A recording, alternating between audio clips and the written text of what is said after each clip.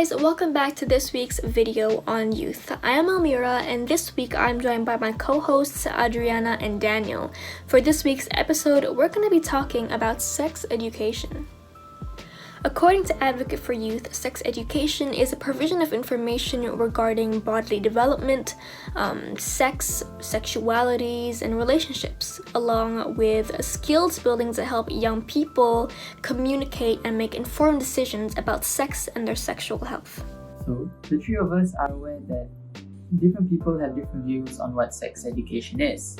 Some might think that sex education directly encourages children to perform sexual activities.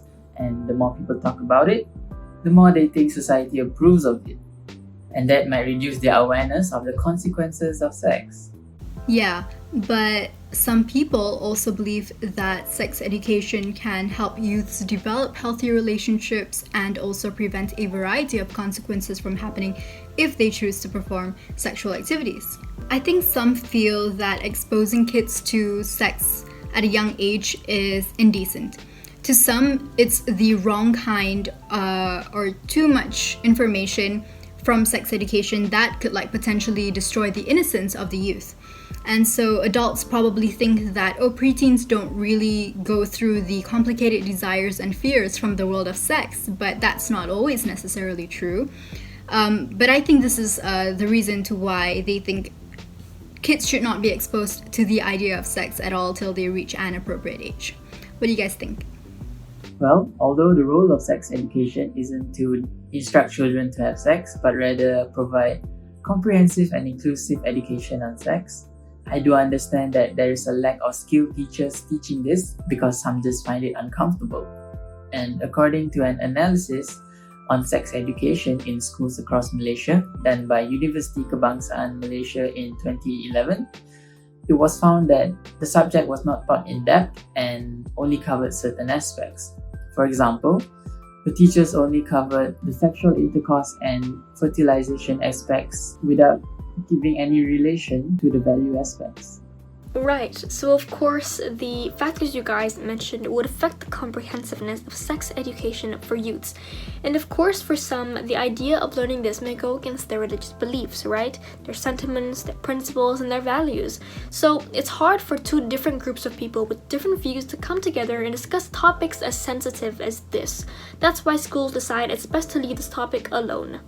So some parents are also just concerned that sex education could corrupt the child's moral standing and encourage them to have sex before they learn of the consequences. Yeah, definitely.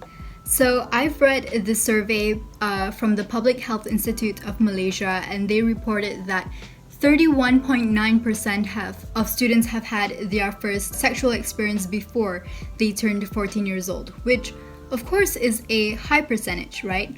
And I also found out from the World of Buzz that a lecturer from University Malaya's Education, she said that curiosity and exposure to pornography are some of the factors to this matter. And so I get that people fear incidents of sex before marriages from happening because of course it is a sin in most religions. And plus, sex education is provided within a secular context, so any moral or religious background of teaching is ignored. But let's talk about how the students themselves would respond to this subject. Do you guys think that teenagers are ready for this subject to be taught in schools? Well, some people do think that students may view sex education as a subject of ridicule, like they might not take it seriously. Because first of all, teaching a subject about sex to kids might cause them to laugh and whatnot.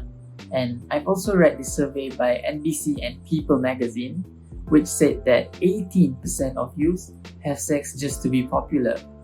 So this is a problem because a lot of teens in schools have sex just to show that they can fit in and be cool.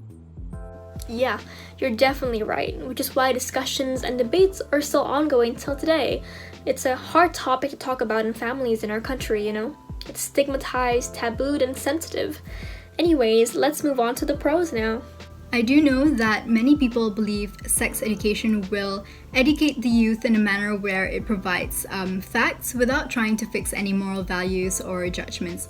For example, we know that it will educate us on STD prevention and also techniques to use condoms. So, this would eventually prevent the spread of HIV and STDs.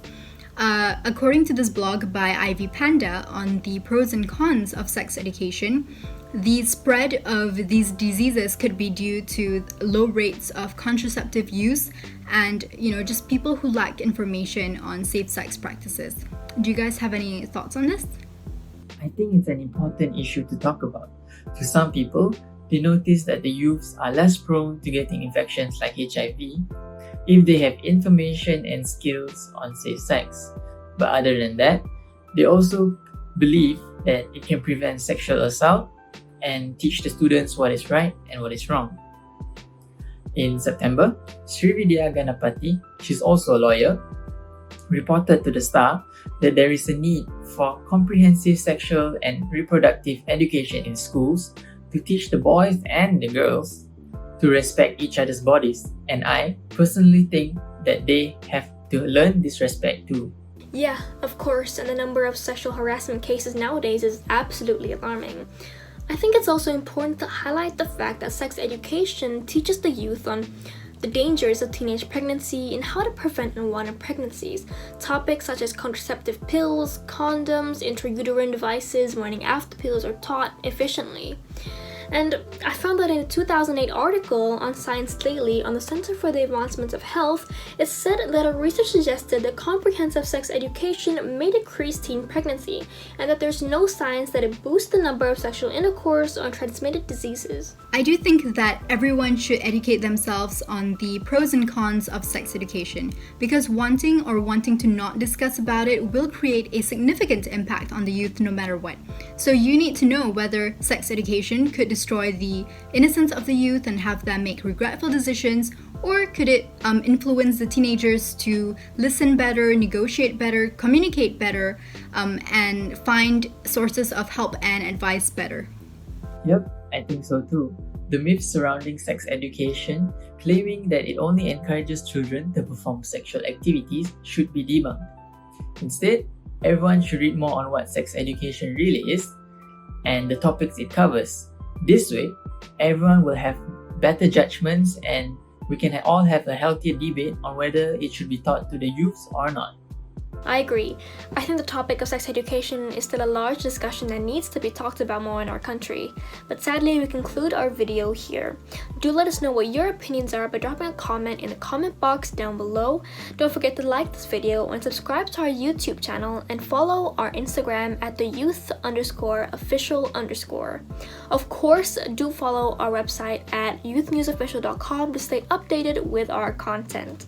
Thank you so much for watching this week's video. Be sure to tune in to next week's video for more topics for the youth, or if you've missed out on our previous videos, you could watch those too.